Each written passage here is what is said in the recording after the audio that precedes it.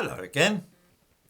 I'm sure that many viewers will remember the calls to defund the police, which were made a couple of years ago after the death of George Floyd and the subsequent Black Lives Matter disturbances. Now, history teaches us in general that when the police withdraw from the streets, things go downhill pretty rapidly.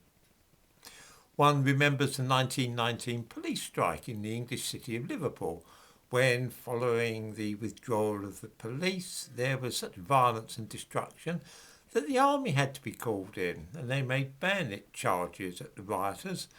And when that didn't work, battleships were anchored in the Mersey and trained their guns on the city to act as a deterrent to a complete breakdown in law and order. More recently, there was the example of the police strike in the Canadian city of Montreal in 1969. The shooting and arson, which occurred at that time, did not make a very good advertisement for the idea of doing away entirely with the police from any town's streets. Then too there was the experience with Seattle in 2020, when the police abandoned part of the city to the mob, leading inevitably to shootings and rapes. The city of Burlington in Vermont in the United States is a hotbed of progressive liberalism. The Ben and Jerry's ice cream company have a very prestigious store here, and it displays a sign saying that white supremacy must be dismantled. Many of the shops have stickers saying that Black Lives Matter. In 2020, the city council in that town decided to reduce the number of police officers. In other words, they began a practical experiment in defunding the police.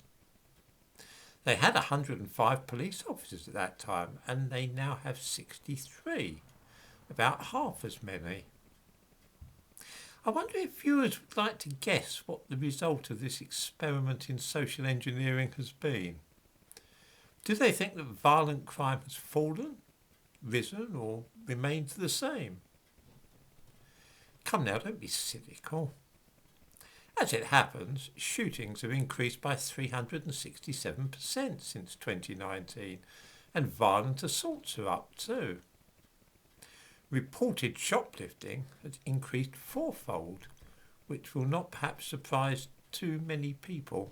In Britain, the police refuse to deal with shoplifting if the goods are valued at less than £100 or so, which has led, of course, to a massive increase of shoplifting in this country. You won't see this in the statistics because the police are not recording such thefts anymore as crimes. Nice bit of work there, no?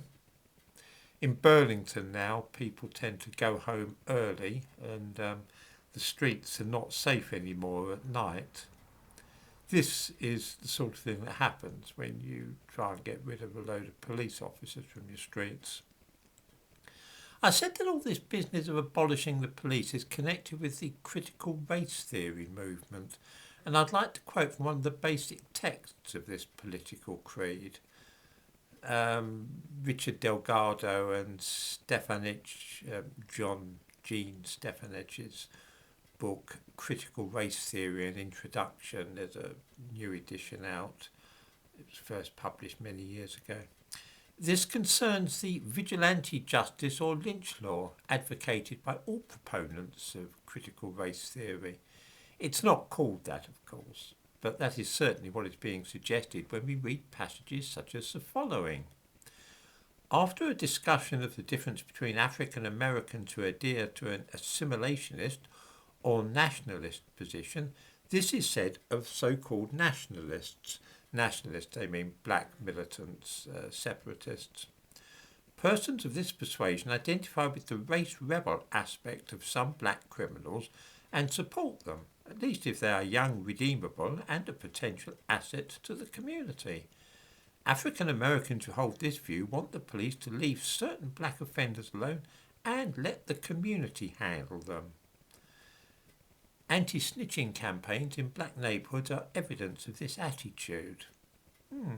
Let's just think about this for a moment. It's a presented here as being an innocuous, even sensible proposal, and it ties in with the concept of defunding the police, of course. During the Black Lives Matter riots in 2020, as I mentioned earlier, there were many calls to defund the police, although few people seem to have any real idea of what that might actually entail. We ask ourselves to begin with, what might be meant by letting the community handle those supposed to be guilty of criminal offences? Will the guilt of such individuals be assumed, or would they be brought before some kind of judicial tribunal, a people's court perhaps? And what of those found guilty by such ad hoc proceedings? How will they be handled? Perhaps by being put on probation or given a suspended sentence? Will social workers be involved in pre-sentence reports? Such proposals as this usually raise more questions than they answer. A clue to the likely cause of events when a suspected offender has been apprehended may perhaps be gleaned from the mention of anti-snitching campaigns in black neighbourhoods. This brings unbidden to our minds the saying popular in some such neighbourhoods to the effect that snitches get stitches. Sometimes the warning is even more stark: snitches get stitches and wind up in ditches. Stitches are needed for those who have been badly cut, and of course ditches are a traditional location for the disposal of the corpses of murder victims. If such penalties are mooted for those who speak unguardedly to police officers, it is unlikely that the punishment dealt out to thieves, rapists and child molesters would be any milder. Whenever communities of any kind have been allowed to handle offenders themselves rather than relying upon the police and judicial system, the results are usually grisly and often entail death.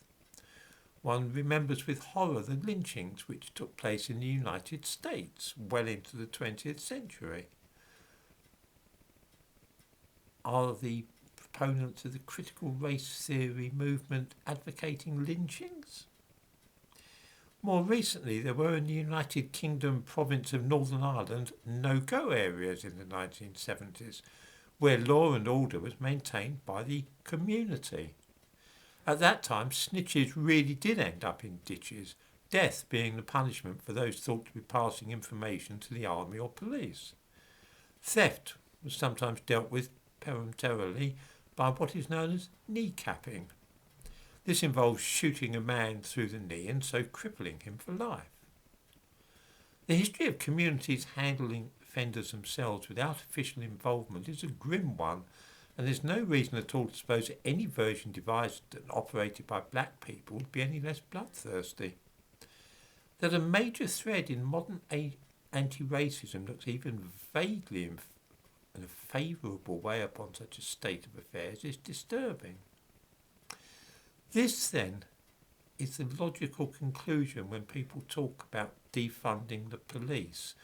We can see where it's heading when we look at a town like Burlington in the United States. Viewers should not be deceived. What is talked of when we talk of defunding the police is the destruction of civilization itself. However, the matter might be tricked out by academics with a lot of fancy talk and long words.